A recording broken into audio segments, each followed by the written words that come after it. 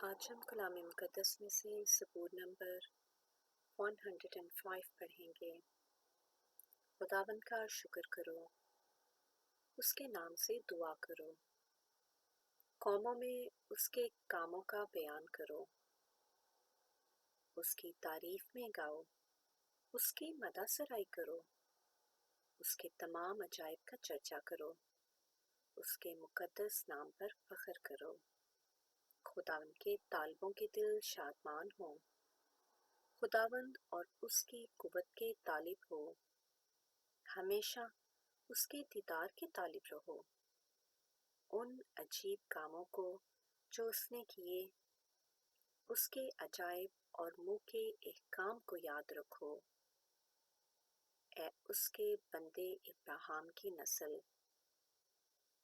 آئے بنی یعقوب، اس کے برگزیدو، وہی خداوند ہمارا خدا ہے، اس کے احکام تمام زمین پر ہیں۔ اس نے اپنے عہد کو ہمیشہ یاد رکھا، یعنی اس کلام کو جو اس نے 1000 پشتوں کے لیے فرمایا، اسی عہد کو جو اس نے ابراہیم سے باندھا، اور اس قسم کو جو اس نے اسحاق سے کھائی، اور اسی کو جو اس نے یعقوب کے لیے آئین یعنی اسرائیل کے لیے ابدی عہد ٹھہرایا، اور کہا کہ میں کنعان کا ملک تجھے دوں گا کہ تمہارا موروثی حصہ ہو۔ اس وقت وہ شمار میں تھوڑے تھے، بلکہ بہت تھوڑے، اور اس ملک میں مسافر تھے، اور وہ ایک قوم سے دوسری قوم میں اور ایک سلطنت سے دوسری سلطنت میں پھرتے رہے۔ اس نے کسی آدمی کو ان پر ظلم نہ کرنے دیا، بلکہ ان کی خاطر اس نے بادشاہوں کو دھمکایا اور کہا کہ میرے ممسوحوں کو ہاتھ نہ لگاؤ اور میرے نبیوں کو کوئی نقصان نہ پہنچاؤ۔ پھر اس نے فرمایا کہ اس ملک پر قحط نازل ہو، اور اس نے روٹی کا سہارا بالکل توڑ دیا۔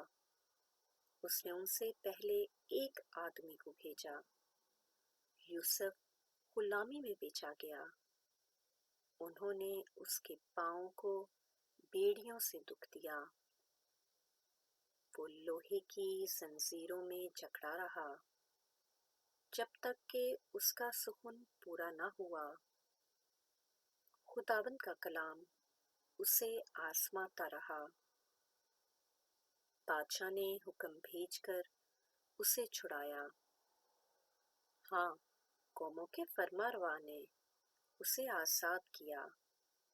اس نے اس کو اپنے گھر کا مختار اور اپنی ساری ملکیت پر حاکم بنایا، تاکہ اس کے امراء کو جب چاہے قید کرے اور اس کے بزرگوں کو دانش سکھائے۔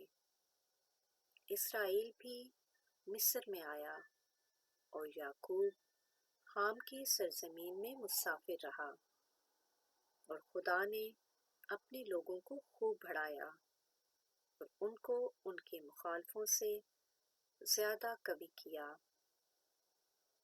اس نے ان کے دل کو برگشتہ کیا تاکہ اس کی قوم سے عداوت رکھیں اور اس کے بندوں سے دغا بازی کریں۔ اس نے اپنے بندہ موسیٰ کو اور اپنے برگزیدہ ہارون کو بھیجا۔ اس نے ان کے درمیان معجزات اور حام کی سرزمین میں عجائب دکھائے۔ اس نے تاریکی بھیج کر اندھیرا کر دیا، اور انہوں نے اس کی باتوں سے سرکشی نہ کی۔ اس نے ان کی ندیوں کو لہو بنا دیا اور ان کی مچھلیاں مار ڈالیں۔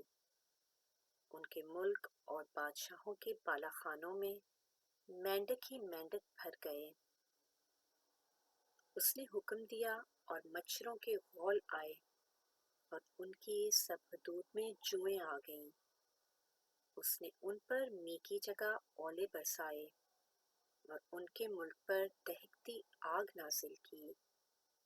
اس نے ان کے انگور اور انجیر کے درختوں کو بھی برباد کر ڈالا اور ان کی حدود کے پیڑ توڑ ڈالے۔ اس نے حکم دیا تو بے شمار ٹڈیاں اور کیڑے آ گئے اور ان کے ملک کی تمام نباتات چٹ کر گئے اور ان کی زمین کی پیداوار کھا گئے۔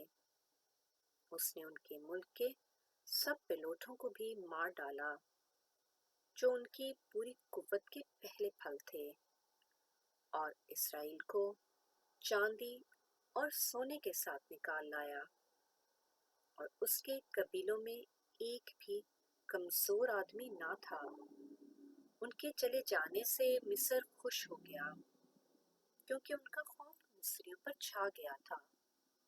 اس نے بادل کو سائبان ہونے کے لیے پھیلا دیا اور رات کو روشنی کے لیے آگ دی۔